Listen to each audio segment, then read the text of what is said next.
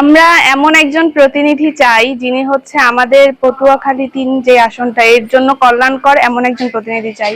কারণ বিগত দিনে যারা প্রতিনিধিত্ব করেছে এখানে তারা আমাদের উন্নয়ন বলতে তেমন কোনো কিছুই আমরা দেখিনি আমাদের গলাচিপা দশমিনার জন্য। কিন্তু এখন আমরা এমন একজন নেতৃত্ব চাই, এমন একজনের নেতৃত্ব চাই যিনি আমাদের পটুয়াখালী ৩ আসন মানে গলাচিপা দশমিনার এই আসনটাকে তিনি আসলে নিজের মতো করে আগলিয়ে রাখতে পারবেন। তিনি মানুষকে নিজের মনে করতে পারবেন, জনগণের দুঃখে সুখে সবসময় পাশে থাকবেন। এবং আমাদের যে রাস্তাঘাটের যে পরিবেশ, যদিও এখন রাস্তাঘাটের কাজ কিছুটা ধরা হয়েছে এই যে সরকার পতনের পর, তিনি যেন এগুলোকে আরো উন্নত করেন, আমাদের শিক্ষা ব্যবস্থা যেন আরো উন্নত হয় এবং আমাদের সকল দুঃখ কষ্ট এবং সকল অন্যায়ের বিরুদ্ধে যেন তিনি লড়তে পারেন, এমন একজন নেতৃত্ব আমরা চাচ্ছি। যেহেতু গলাচিপা দশমিনার রাজনীতি সবসময় সুষ্ঠু, কারণ এখানে সকল দল মত নির্বিশেষে একসাথে প্রোগ্রাম করে তারা।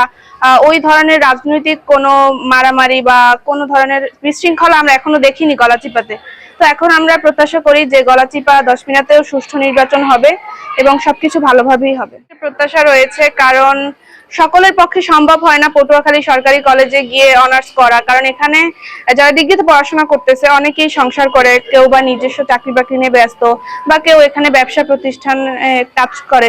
তো যদি আমাদের গলাচিপা সরকারি কলেজে অনার্সটা চালু হতো তাহলে ব্যবসায়িক যারা আছে বা সংসারী যারা আছে তারা সকলে অনার্স করার সুযোগ পেত। এখন গলাচিপাতে অনার্স নেই বিধায় তারা ডিগ্রি করতেছে, অনার্স থাকলে তারা অবশ্যই অনার্স করার সুযোগ পেত। তো আমার সরকারের কাছে আকুল আবেদন থাকবে যেন আমাদের গলাচিপা সরকারি কলেজে অনার্সটা চালু করা হয়।